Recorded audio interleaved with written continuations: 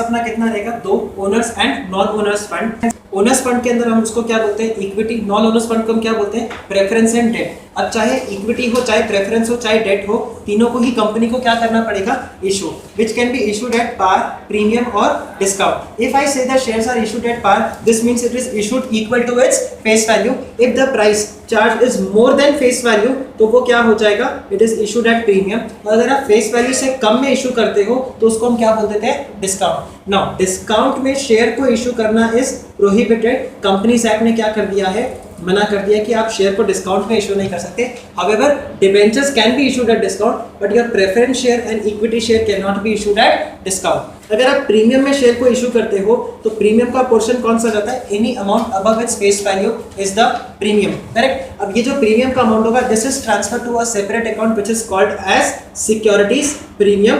This is called as security premium account. इस security premium account का nature कैसा होता है, this is in capital nature, ये कैपिटल नेचर का रहेगा। और इसके यूजेस कितने रहते हैं, कंपनीज एक्ट ने 5 यूज एकदम स्पेसिफाई कर दिया है। There are only 5 uses of security premium account. Share से रिलेटेड 3 यूज एक्सपेंस और लॉसेस से रिलेटेड। 2 यूज शेयर से रिलेटेड क्या हो जाएगा, एक हो जाता है इनकमिंग, एक हो जाता है आउटगोइंग। इनकमिंग यानी कि आप अपने शेयर्स को क्या कर सकते हो, इससे बाय बैक कर सकते हो। You can buy back your shares with the help of your security premium account, और you can issue bonus share, you can issue bonus share with the help of your securities premium account। 3 जो losses या discount का बात आता है, जो expenses का, वो क्या आ जाएगा, अगर आपने शेयर को या डिबेंचर को डिस्काउंट में इशू किया तो वो भी क्या हो जाएगा, इससे राइट ऑफ हो जाएगा। So this is discount loss. Discount loss कब होगा, at the time of issue. और अगर आप शेयर को प्रीमियम पे रिडीम करते हो या डिबेंचर्स को प्रीमियम पे रिडीम करते हो, वो भी आपको क्या हो जाएगा, लॉस। तो this will be what, premium redemption.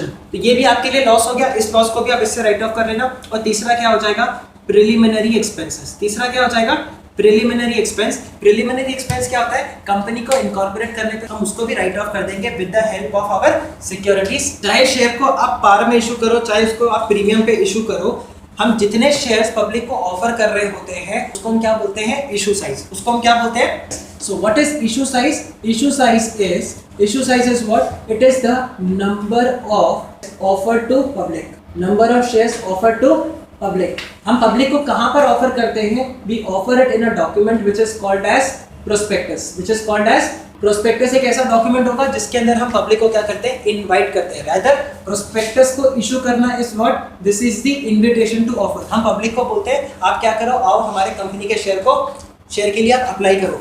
उस प्रोस्पेक्टस के अगेंस्ट में आपको क्या करती है, ऑफर। और ऑफर का मतलब क्या हो जाता है, शेयर एप्लीकेशन मनी। कंपनी को कौन पे करता है, public pays share application money to the company. और उसके बाद में अगर उनका ऑफर एक्सेप्ट हो जाता है तो इन शेयर एप्लीकेशन मनी की जगह पे उनको क्या इशू कर दिया जाता है, शेयर्स। तो here the shares are.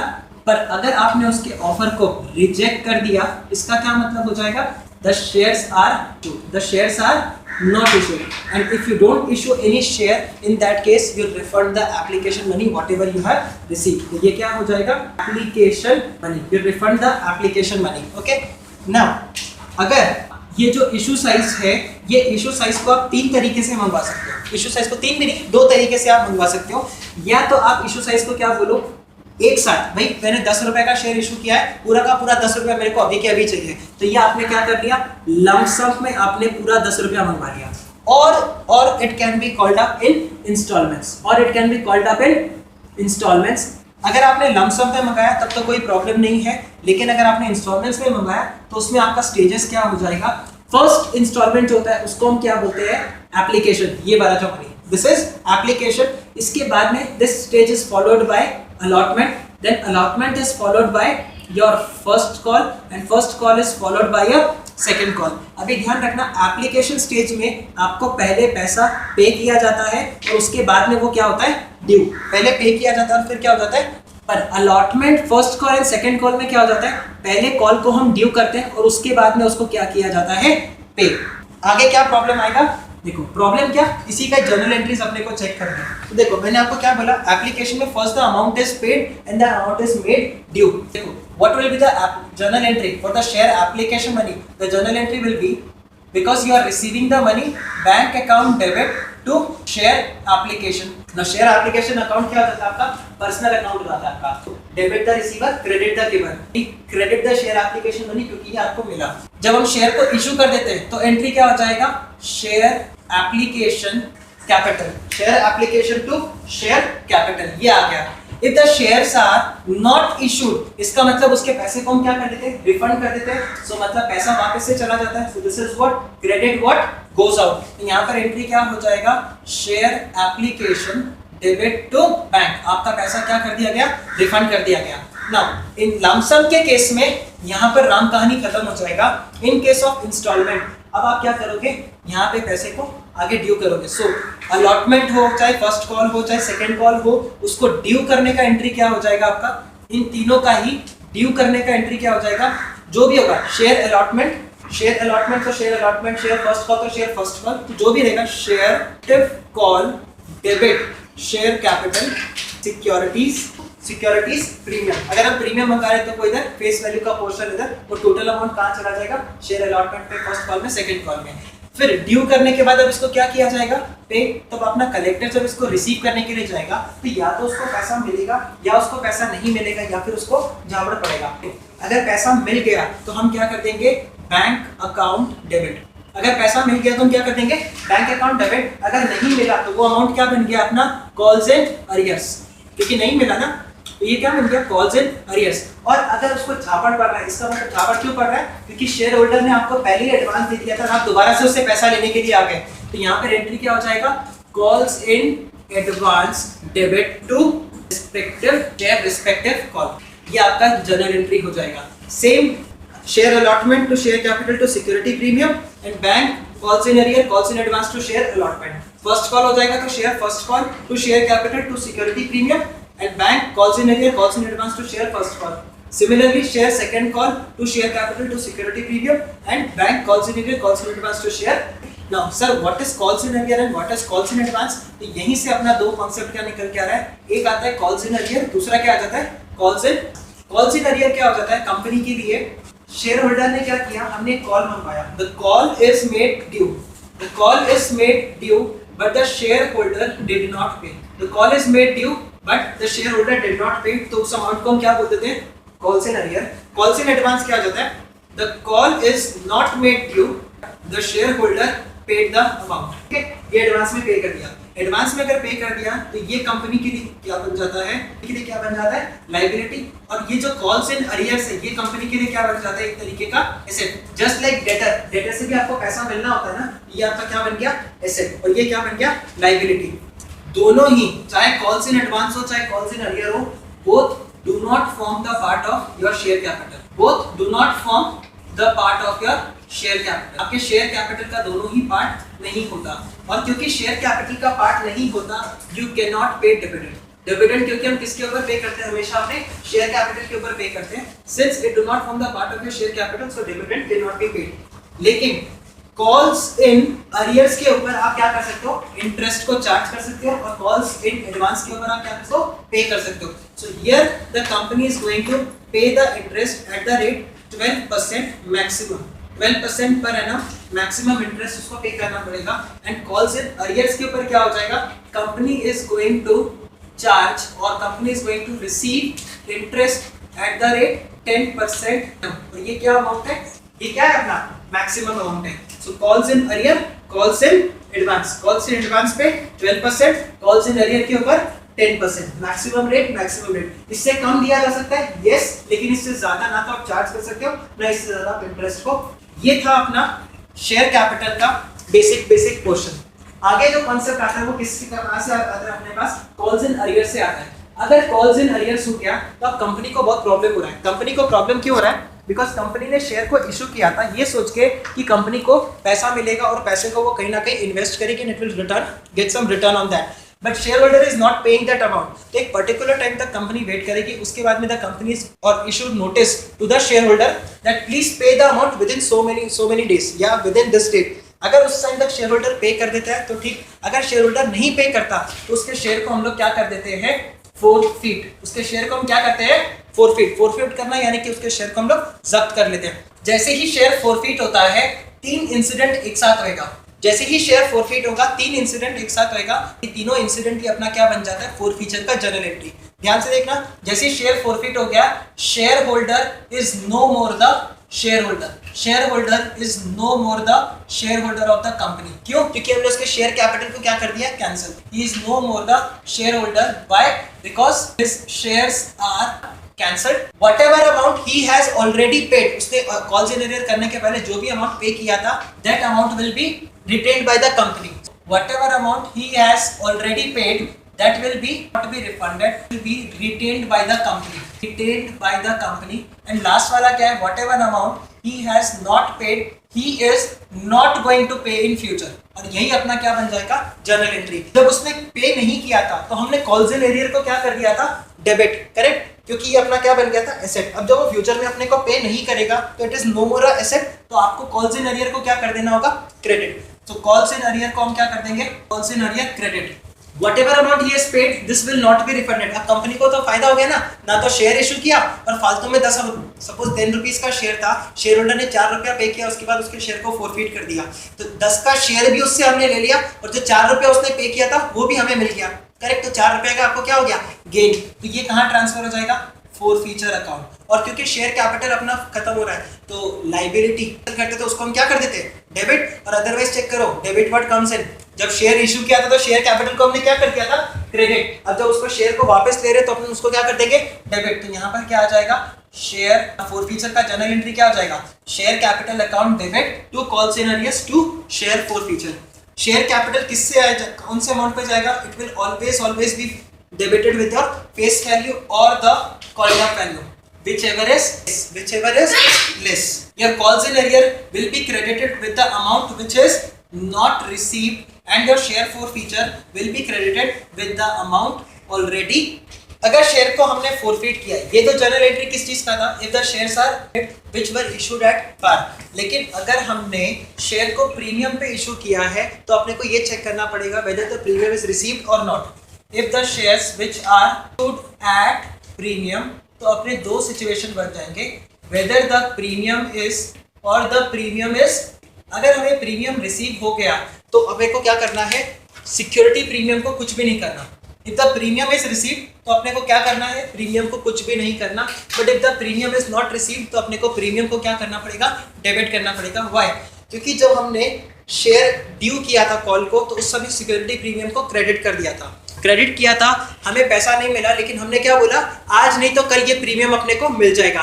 The gain was supposed to be received, so we had credited the security premium, but now when the premium is not received the gain is also not received, correct? तो अगर आपको gain receive नहीं हुआ तो उस gain को आपको क्या करना पड़ेगा, कैंसिल। और कैंसिल करने के लिए आप प्रीमियम को क्या कर दोगे, debit. So situation where the shares are forfeited which were issued at premium and the premium is not received, your journal entry will be what, share capital debit। ये तो वापस से किसके ऊपर जाएगा, face value और the called up value premium, ये किसके ऊपर जाएगा, the premium not share forfeiture calls in to calls in arrears। and calls in arrears में कौन सा अमाउंट जाएगा, amount not received including premium, amount not received including premium। but if the shares which are forfeited on which the premium is already received, तो अपना journal entry क्या हो जाएगा, देखो क्योंकि हमें प्रीमियम रिसीव हो गया है, हमने उसको क्रेडिट भी कर दिया, कोई प्रॉब्लम है नहीं, तो हम अब की बार सिक्योरिटी प्रीमियम को डेबिट नहीं करेंगे। तो शेयर कैपिटल डेबिट भाई फेस वैल्यू और द कॉल्ड अप वैल्यू के ऊपर। अब सिक्योरिटी प्रीमियम को हम लोग दोबारा से डेबिट नहीं करने वाले। Share forfeiture calls in arrears to calls in arrears. Calls in arrear में कौन सा अमाउंट जाएगा, अमाउंट नॉट रिसीव्ड। और फोरफीचर में कौन सा अमाउंट जाएगा, amount including premium, amount received excluding premium. Sir हम प्रीमियम को एक्सक्लूड क्यों करते हैं, because premium is not forfeited. हम डेबिट साइड पे प्रीमियम को एक्सक्लूड कर रहे हैं तो क्रेडिट साइड पे भी प्रीमियम को क्या करेंगे, एक्सक्लूड। यहाँ डेबिट साइड पे प्रीमियम को कंसिडर कर रहे थे तो क्रेडिट साइड पे भी उसको प्रीमियम को हमने कंसिडर किया। प्रीमियम नॉट रिसीव्ड, तो प्रीमियम किस में चला गया था, कॉल्स इन एरियर में। प्रीमियम इज रिसीव्ड, तो वो किसके अंदर है, फोरफीचर में, तो माइनस भी किससे करेंगे हम, फोरफीचर से करेंगे। तो ये अपना फोरफीचर हो गया। Now once the shares are forfeited, अब कंपनी के पास क्या ऑप्शन है, दो ही ऑप्शन है, इधर the company can cancel the share immediately और the company can reissue these shares.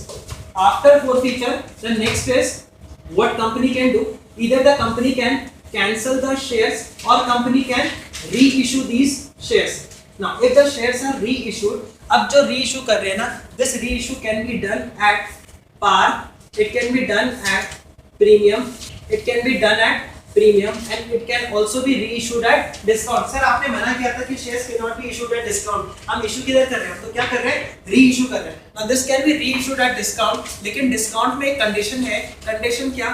आप maximum discount कितना दे सकते हो? जितना amount आपने maximum क्या किया है?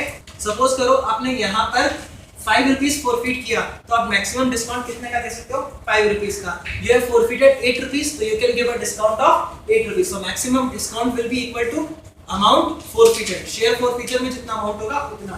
ये कैलकुलेशन अपने को कैसे चेक करना है? पर शेयर. मैक्सिमम डिस्काउंट पर share will be what? Share forfeited, whatever amount is forfeited पर शेयर. उतने का ही हम क्या कर सकते हैं? प्रीमियम में दिया तो कोई प्रॉब्लम नहीं, पार में दिया तो भी कोई प्रॉब्लम नहीं.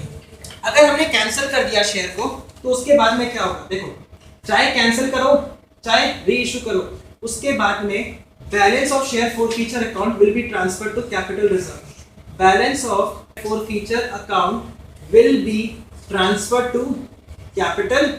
मैंने फॉर एग्जाम्पल मैं ये 4 केस आपको बना के दिखा रहा हूँ.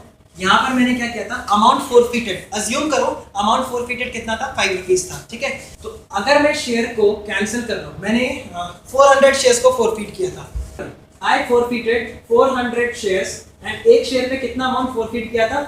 5 rupees per share was forfeited. ठीक है, तो आप देखो मैं कैंसिल कर रहा हूँ कितने शेयर्स को? 100 शेयर्स को मैं कैंसिल कर रहा हूँ. 100 शेयर्स को मैंने पार पे इशू किया है, 100 शेयर्स को मैं प्रीमियम पे इशू कर रहा हूँ. सर कितने प्रीमियम पे? इग्नोर दैट, उसका जरूरत ही नहीं है. एंड सर 100 शेयर्स को मैंने डिस्काउंट में इशू किया, कितने का डिस्काउंट दे दिया? I gave a discount of 3 rupees per share, at a discount of 3 rupees per share. तो अब देखो what amount will be transfer to capital reserve. Shares है इनटू कितना अमाउंट फॉरफिट किया? 5 रुपया. सर डिस्काउंट कितना दिया? मजाक मत करो सर, क्योंकि अगर हम शेयर को कैंसिल करें तो discount is not applicable. So what amount will be transfer to capital reserve? 500 rupees.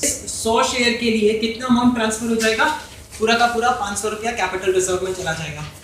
पार वाले में क्या हो जाएगा? सर 100 शेयर्स है, कितने का अमाउंट फॉरफिट किया? 5 रुपया. डिस्काउंट कितना दिया? सर पार पे इशू किया तो डिस्काउंट कितना हो गया? 0. तो आपने जो पार पे इशू किया इसके लिए भी क्या हो जाएगा? पूरा 500 रुपया, पूरा का पूरा अमाउंट कहाँ ट्रांसफर हो जाएगा? कैपिटल रिजर्व में. सर प्रीमियम में इशू किया, again calculation would be same. 100 share 5 रुपया, 5 रुपया प्रीमियम. तो what is the amount of discount? Sir amount of discount is equal to 0, क्योंकि आप प्रीमियम में इशू कर रहे हैं ना, तो डिस्काउंट कितना दे रहे हो? 0. तो ये फिर से 500 रुपया कहाँ ट्रांसफर हो जाएगा? सिक्योरिटी प्रीमियम में ट्रांसफर हो जाएगा. लास्ट वाले का जो कैलकुलेशन है दिस इज डिफरेंट. सर हमने 100 शेयर्स को डिस्काउंट में रीइश्यू किया, एक शेयर पे कितना अमाउंट फॉरफिट किया था? 5, और एक शेयर पे कितना डिस्काउंट दिया? 3 रुपया. माइनस, तो what amount I should transfer to capital reserve? Sir 200 rupees. 200 rupees will be transfer to capital reserve. लेकिन अगर आप ना तो कैंसिल करते हो ना रीइश्यू करते हो, इन that case the amount will B lying in your share forfeiture account only. इसी क्वेश्चन में अगर मैं इसको 400 की जगह 500 कर दूं और जो बैलेंस 100 शेयर है, बैलेंस 100 शेयर्स है, these are neither issued, neither reissued nor cancel. In that case क्या हो जाएगा? जो 500 रुपया है इन 100 शेयर्स का, that will be kept in your share forfeiture account. Future में जब उसको कैंसिल करोगे या रीइश्यू करोगे तो चेक कर लेना कितने अमाउंट को अपने को कहाँ ट्रांसफर करना. हम लोगों ने पहले पढ़ा था issue of share, par and discount, हमने ये चेक किया था. अब जो अपना सेगमेंट है वो किस चीज का है? एट आएगा तो क्या आंसर रहेगा? पार, प्रीमियम और डिस्काउंट. फॉर अगर आंसर आ जाएगा तो यहाँ पर आपके पास 2 ऑप्शन रहेगा. It can be issued for cash और it can be issued for consideration other than cash. वाला जो अभी तक हम लोगों ने पढ़ा ये वो वाला पोर्शन था. अदर देन कैश में हम 2 जनों को शेयर इशू कर सकते हैं. एक तो किसको इशू कर सकते हैं? अपने प्रमोटर्स को, और दूसरा हम किसको इशू कर सकते हैं? We issue it to the vendor. Vendor को हम क्यों इशू करते हैं? क्योंकि हमने उससे कुछ एसेट परचेज किया था. प्रमोटर को क्यों इशू करते हैं? क्योंकि उसने प्रमोशन किया था, तो उस टाइम पे हम उसको क्या कर रहे हैं? अभी वी आर कॉम्पनसेटिंग है. वेंडर को जब हम इशू करते हैं तो अपने को ये चेक करना पड़ेगा how many number of shares that we have to issue, how many number of shares we have to issue. इसके लिए अपना फॉर्मूला क्या रहेगा? फॉर्मूला क्या? लॉजिक ही चेक करो भाई, जितने का एसेट लिया उतने का इसको शेयर प्रोवाइड करना है. सो यहाँ पर क्या हो जाएगा? Amount of divided by issue price पर शेयर, इशू प्राइस पर शेयर। देखो कैसे आएगा इसका कैलकुलेशन। मैंने 1 लाख रुपीस का एसेट परचेज किया, ठीक है, 1 लाख रुपीस का एसेट परचेज किया एंड मैं उसको 10 रुपए का एक शेयर 10 रुपए में ही इशू कर रहा हूँ। So how many shares do I need to issue? I need to issue 10,000 shares. लेकिन यही अगर मैं आपको बोलूँ मैं 10 रुपए का शेयर 2 रुपीस के प्रीमियम पे इशू कर रहा हूँ, 10 का शेयर मैं 2 रुपए के प्रीमियम पे इशू कर रहा हूँ, तो ये क्या हो जाएगा 1 lakh divided by 12। This will become 1 lakh divided by 12। Sir discount में, तो डिस्काउंट में तो shares can not be issued ना, तो वो केस आएगा ही नहीं। खाली आपको क्या चेक करना है, इशू प्राइस। पार पे किया तो डिवाइड बाय जो भी फेस वैल्यू है वो प्रीमियम पे हो जाएगा, तो इशू प्राइस मतलब face value plus premium will become your issue price. So amount of purchase consideration divided by the issue price. Share capital में इक्विटी शेयर के अंदर अपना मोटा मोटी सेगमेंट क्या है, इतना सा ही है।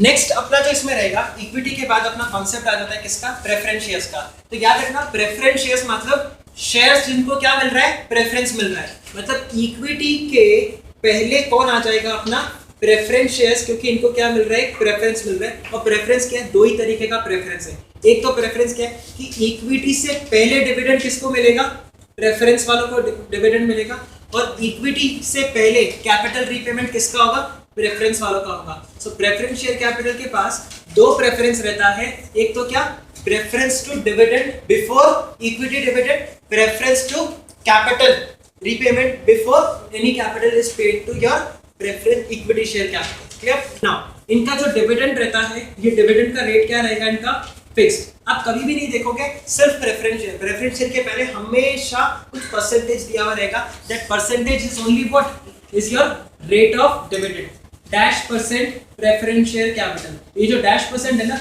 यही क्या है आपका प्रेफरेंस डिविडेंड का रेट। एंड प्रेफरेंस डिविडेंड का जो रेट है this is paid on the, अगर प्रेफरेंस डिविडेंड है सपोज करो 10%, ठीक है, और प्रेफरेंस शेयर का फेस वैल्यू है 500 रुपया, तो प्रेफरेंस डिविडेंड का अमाउंट कितना हो जाएगा, 500 into 10%। ये कितना हो जाएगा, 500 into 10%, दैट इज 50 रुपीज का आपका प्रेफरेंस डिविडेंड।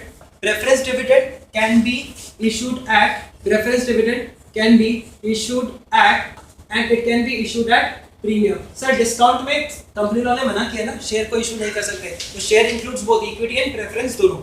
तो पार पे इशू किया तो कोई प्रॉब्लम नहीं, प्रीमियम पे इशू किया तो प्रीमियम का अमाउंट कहां ट्रांसफर हो जाएगा, सिक्योरिटीज प्रीमियम अकाउंट के अंदर। लेकिन प्रेफरेंस शेयर के साथ में एक प्रॉब्लम हो रहा है, that preference share has to be redeemed. आपको प्रेफरेंस शेयर को क्या करना पड़ेगा, रिडीम करना पड़ेगा। आप इररिडीमेबल प्रेफरेंस शेयर्स को इशू नहीं कर सकते। अब अगर आप रिडीम करोगे तो this can be redeemed at, it can be redeemed at premium, और it can be redeemed at कितने साल में, within maximum 20 years, 20 years from the date of issue. लेकिन अगर कोई कंस्ट्रक्शन कंपनी है तो उनको थोड़ा ज्यादा टाइम दे दिया, उनको कितना टाइम दे दिया, 30 years। So this 20 year is for the other companies and 30 year is for the construction companies. जो आपके कंस्ट्रक्शन कंपनीज होंगे उनको 30 years मिल जाएगा, अदर कंपनीज को कितना, 20 years from the date of issue. को कंपल्सरीली क्या करना पड़ेगा, अपने प्रेफरेंस शेयर्स को रिडीम करना पड़ेगा। जब आप प्रेफरेंस शेयर को रिडीम करते हो, दिस कैन बी रिडीम्ड, ये मैं आपको क्या बता रहा हूँ, what are the sources of redemption, what are the sources of redemption. अपने सोर्सेस क्या है, either this can be redeemed. Sources of redemption अपना क्या रहेगा, दो ही सोर्स रहेगा, या तो it will be redeemed out of your reserves, और you are going to issue new shares, और you are going to issue of new shares. आप कोई नए शेयर को इशू करोगे, शेयर यानी कि अब या तो किसी इक्विटी शेयर को इशू करोगे और a separate class of preference share. Now what do you mean by separate class of preference share, जैसे मैंने बोला ना 10% प्रेफरेंस शेयर, तो 10% is a different class of preference share, 11% preference share is a different class of preference share. So 10% preference share को redeem करना है तो अपने को 11% प्रेफरेंस शेयर इशू कर सकते हैं, हम 9% प्रेफरेंस शेयर इशू कर सकते हैं, but we can not issue 10% preference share to redeem 10% preference share. Clear? तो यहाँ पर separate class of preference share आ गया। अगर आप अपने प्रेफरेंस शेयर को रिजर्व से रिडीम करते हो तो आपको क्या क्रिएट करना पड़ेगा, सीआरआर, एंड सीआरआर का अमाउंट कितना हो जाएगा, equal to the face value of preference share capital which is being redeemed out of reserves, redeemed out of your reserves. उतने अमाउंट का हम लोग क्या क्रिएट कर देंगे, सीआरआर। बैलेंस के लिए क्या इशू हो जाएगा, योर न्यू शेयर्स। सीआरआर के लिए एक चीज ध्यान रखना, ये एक फ्लो चार्ट है, अब फ्लो चार्ट क्या रहेगा, आप ये चेक करो, preference share capital R being redeemed, ठीक है। नाउ इसमें सबसे पहले आपको क्या चेक करना है, are new shares issued for redemption, are new shares issued for redemption, आपको ये चेक करना है, आर न्यू शेयर्स रिडम्पशन। अगर आप रिडम्पशन के लिए नए शेयर्स को इशू कर रहे हो, answer is yes, then you don't have to create any CRR, then there is no requirement of CRR, but the shares are not issued. In that case it is assumed that the preference shares are being redeemed out of your reserves। मतलब अगर मैंने debenture को issue किया तो भी क्या माना जाएगा, आप शेयर को कहां से रिडीम कर रहे हो, आउट ऑफ योर रिजर्व। लेकिन प्रेफरेंस शेयर को रिडीम करने के लिए अगर मैं प्रेफरेंस शेयर या इक्विटी शेयर इशू करता हूं तो सीआरआर का रिक्वायरमेंट नहीं है। लेकिन अगर मैंने इक्विटी शेयर या प्रेफरेंस शेयर इशू नहीं किया, मैंने लोन लेके प्रेफरेंस शेयर को रिडीम किया, तो भी क्या माना जाएगा, it is being redeem out of your reserves, it is being redeem out of your reserve. तो आपको क्या क्रिएट करना पड़ेगा, सीआरआर। सर मैंने 1 लाख रुपए का प्रेफरेंस शेयर को रिडीम किया, उसके लिए मैंने 50,000 का शेयर इशू किया और 50,000 का शेयर इशू नहीं किया, 50,000 का शेयर इशू किया, बैलेंस 50,000 मैंने कहीं और से अरेंज किया, तो 50,000 के लिए नो सीआरआर, बैलेंस 50,000 के लिए आपको क्या करना पड़ेगा, सीआरआर क्रिएट करना पड़ेगा। Sir out of 10 lakh I issued 7 lakh का नया शेयर, तो 7 लाख के लिए नो सीआरआर, बैलेंस 3 लाख के लिए क्या करना पड़ेगा, आपको सीआरआर क्रिएट करना पड़ेगा। सर 10 लाख के प्रेफरेंस शेयर को रिडीम करने के लिए मैंने 3 लाख का इक्विटी शेयर इशू किया, 3 लाख का प्रेफरेंस शेयर इशू किया और 4 लाख का डिबेंचर्स इशू किया। नाउ 3 लाख प्लस 3 लाख 6 लाख के लिए नो सीआरआर, बैलेंस 4 लाख के लिए आपको क्या करना पड़ेगा, सीआरआर क्रिएट करना पड़ेगा। The CRR amount is equal to be the face value of the preference share which is being redeemed out of your reserves. Question में या तो वो आपको ये बता देगा वो कितना रिजर्व्स यूज कर रहा है, तो बैलेंसिंग फिगर आपको क्या निकालना पड़ेगा, कितने नए शेयर्स इशू करने पड़ेंगे, या फिर वो आपको बता देगा कितने नए शेयर्स इशू हो रहे हैं, तो बैलेंसिंग फिगर क्या हो जाएगा, what is the amount of your CRR. इसके अलावा अपना रिडम्पशन के अंदर एक पॉइंट और आता है, इस सीआरआर का यूज क्या है। ये जो सीआरआर है इसका खाली एक ही यूज है, that you can issue fully paid bonus share out of this CRR. आप इस सीआरआर से डिविडेंड नहीं पे करोगे, जब तक ये सीआरआर से आप बोनस शेयर इशू नहीं करते, ये किसकी जगह लेके बैठेगा, शेयर कैपिटल की तरह आपके बैलेंस शीट में रहेगा। जैसे ही आपने इसकी जगह बोनस शेयर इशू कर दिया, सीआरआर कैंसिल। इसके अलावा सीआरआर का और कोई यूज नहीं है। तो बोनस पे करना है तो अपना क्या रहेगा, सीआरआर को हम लोग यूज करेंगे, उसके थ्रू हम लोग क्या करते हैं, बोनस शेयर्स को इशू करते हैं। देन लास्ट में अपने पास आ जाता है डिबेंचर्स। तो डिबेंचर्स में कुछ नहीं है, debentures is a portion of your debt capital जिसमें आप फिक्स्ड रेट ऑफ इंटरेस्ट पे करते हो। सबसे पहले पेमेंट किसको किया जाएगा, डिबेंचर होल्डर्स को पेमेंट किया जाएगा, फिर पेमेंट किसको किया जाएगा, प्रेफरेंस वालों को, और लास्ट में पेमेंट किसको किया जाएगा, इक्विटी वालों को, in terms of interest, in terms of dividend और in terms of capital repayment. Debentures जो है वो आपको कम से कम कितने टाइम में रिडीम करना है, कम से कम मतलब maximum 10 years, within 10 years you have to redeem all your debentures, okay? And debentures can be issued at par premium or discount, and it can be redeemed at par premium or discount. Now if the debentures are issued cash, then no problem. If the debentures are issued for consideration other than cash, तो हम 3 जनों को issue कर सकते हैं, या तो अपने प्रमोटर को, या अपने वेंडर को, या फिर issued as collateral security. Promoter को इशू किया तो क्यों करेंगे, उसके प्रमोशन सर्विसेज के लिए। वेंडर को इशू क्यों करेंगे, क्योंकि हमने एसेट को परचेज किया। और अगर हमने कोलैटरल सिक्योरिटी की तरह इशू किया है, तो कोलैटरल का मतलब क्या होता है, additional security. Now the debentures when issued as collateral security, it is issued generally when the company raises a loan. Company bank से या किसी फाइनेंशियल इंस्टीट्यूशन से लोन लेती है और उसके पास सिक्योरिटी देने के लिए इनफ एसेट्स नहीं है, तो वो क्या करती है, इस डिबेंचर्स को इशू करती है as collateral security. Now interest is paid on the loan, repayment भी किसका करते हो आप, लोन का करते हो। पैसा भी आपको किस चीज का मिलता है, लोन का मिलता है। डिबेंचर इशू करने का कोई पैसा नहीं मिलेगा, डिबेंचर रीपेमेंट पे आपको कोई पैसा नहीं देना होगा, ना डिबेंचर के ऊपर आपको इंटरेस्ट देना होगा। These are debt debentures. और ये डेट कब तक रहता है, जब तक आप लोन के ऊपर बराबर पेमेंट करते रहोगे। जिस दिन आपने लोन में डिफॉल्ट किया, लेंडर क्या करेगा, इस डिबेंचर्स को उठा के मार्केट में बेच देगा और अपने पैसे को रिकवर कर लेगा।